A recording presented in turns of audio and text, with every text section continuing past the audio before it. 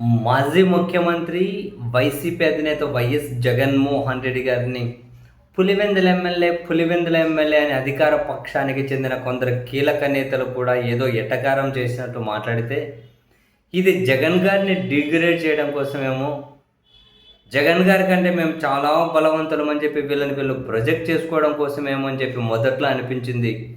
కానీ రోజులు గడిచే కొద్దీ 164 మంది సభ్యులతో కూడిన బలమున్న అధికార కూటమి తేలిపోతున్న విధానాన్ని చూసినా, వాళ్ళు బిక్కమొహం వేసిన విధానాన్ని చూసినా, కొన్ని అంశాల మీద చర్చించడానికి కూడా సిద్ధపడకపోవడాన్ని చూసినా కూడా 11 సీట్లు వచ్చినా జగన్మోహన్ రెడ్డి గారు చాలా చాలా బలమైన వ్యక్తే.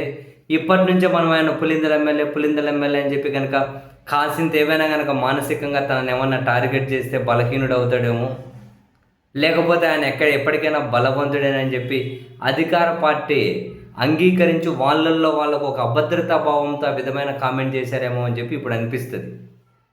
ఎందుకంటే ఏ అంశంలో చూసినా కూడా 164 మంది బలం ఉన్నటువంటి అధికార పక్షం వీళ్ళంటున్న 11కే పరిమితమైన వైసీపీతో అసలు పాయింట్ టు పాయింట్ ఏ అంశంలో కూడా డిబేట్ చేయలేకుండా ఉన్నారు. సరే, ఇప్పుడు అసెంబ్లీకి వైసీపీ వెళ్ళడం లేదు, అక్కడ ఇంకా క్వశ్చన్ ఏం లేదు.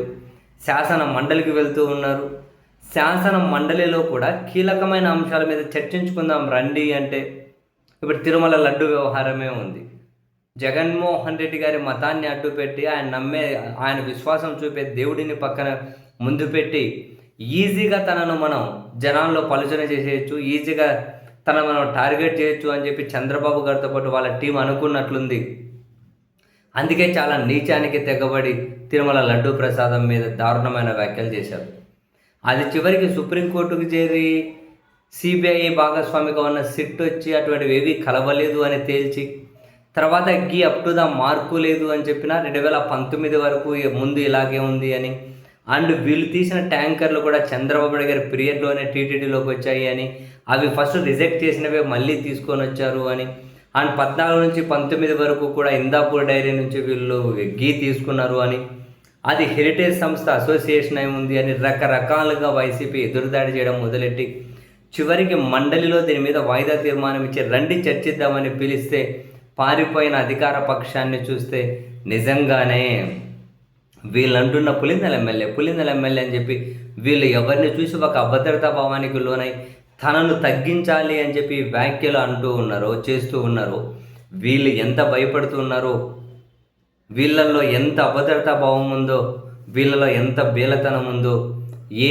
చర్చకు సిద్ధపడకపోవడాన్ని చూస్తే మనకు క్లియర్గానే అర్థమవుతూ ఉంది. చాలా క్లియర్గా అర్థమవుతుంది.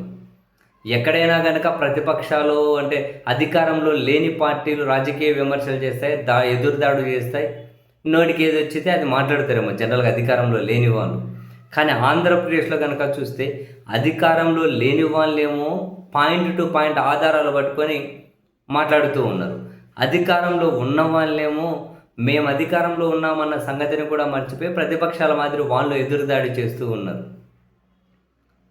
ఇప్పుడు వీళ్ళంటున్న తిరుమల లడ్డు వ్యవహారానికి సంబంధించి ఏమంటారు, హెరిటేజ్కి ఇందాపూర్ డైరీకి ఉన్న లింక్స్ వీటన్నిటి మీద మరి వీళ్ళు చర్చ ఎందుకు చేయట్లేదు అసెంబ్లీ శాసన మండలిలో? దమ్ముంటే రండి అసెంబ్లీలో చర్చించుకుందాం అంటారు కదా. సరే, శాసనసభలో వెళ్ళలేదు, శాసన మండలిలో ఉన్నారు కదా, మరి అక్కడ చర్చించవచ్చు కదా, దమ్మేంటో అక్కడ చూపించవచ్చు కదా, ఆధారాలు ఏంటో అక్కడ చూపించవచ్చు కదా, వైసీపీ తప్పు చేసి ఉంటే అక్కడ చూపించవచ్చు కదా. ఉల్టా వైసీపీనే రండి చర్చిస్తాము అంటే 164 మందితో ఉన్నటువంటి అధికార కూటమి కూడా భయపడి పారిపోయే పరిస్థితి వస్తూ ఉంది అంటే, అసలు ఆ చర్చనే అంగీకరించే పరిస్థితుల్లో లేకుండా ఉన్నారు అంటే మరి ఎట్లా అర్థం చేసుకోవాలి?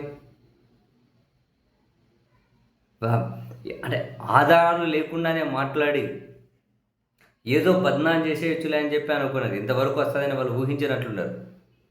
తీరా వైసీపీ ఆధారాలని బయటకు తీసుకొని వచ్చి రోజుకో సంచలన విషయం బయట పెడుతూ ఉండేసరికి అధికార పార్టీ ఉక్కిరి బిక్కిరే, తూచు దేవుడితో రాజకీయం మీద, తీర్చు లడ్డు ప్రసాదంతో రాజకీయం మీద, తూచు అది కోర్టులు చూసుకుంటే, విచారణ సంస్థలు చూసుకుంటే మనం ఇక్కడ వదిలేద్దాం, మనం ఇంకా ఒట్టేద్దాం, ఇంకా దాని గురించి మాట్లాడకూడదు అని చెప్పి అధికార పార్టీ వాళ్ళ జర్నలిస్టులు అనబడే వాళ్ళు ఓట్లు వేసుకుంటూ ఉన్నారు.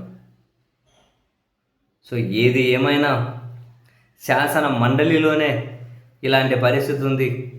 ఒకవేళ శాసనసభలో కూడా ఒకే ఒక ప్రతిపక్షంగా ఉన్న వైసీపీని గుర్తించి ఆ పార్టీ లీడర్ జగన్మోహన్ రెడ్డి గారిని కనుక శాసనసభలో ప్రతిపక్ష నాయకుడిగా కనుక అఫీషియల్గా గుర్తిస్తే, సో వాళ్ళకు హక్కుగా రావాల్సినంత టైం కనుక వస్తే అధికార పార్టీ 164 కాదు ఇంకో 100 మందిని కలుపుకున్నా కూడా నిలబడగలుగుతారా అన్నది నిజంగా సందేహమే. జగన్ నిజంగా అసెంబ్లీలోకి వచ్చి ఆయన కావాల్సినంత టైం వస్తే ఆయన లేవనెత్తే అంశాల మీద, ఆయన రైస్ చేసి మాట్లాడే అంశాల మీద కనీసం నిలబడి సమాధానం చెప్పగలుగుతుంది అధికార పార్టీ. బహుశా ఆ భయంతోనే అనుకుంటారు కనీసం ఒక ప్రతిపక్ష పార్టీగా గుర్తించడానికి కూడా అధికార కూటమి ఇష్టపడడం లేదు.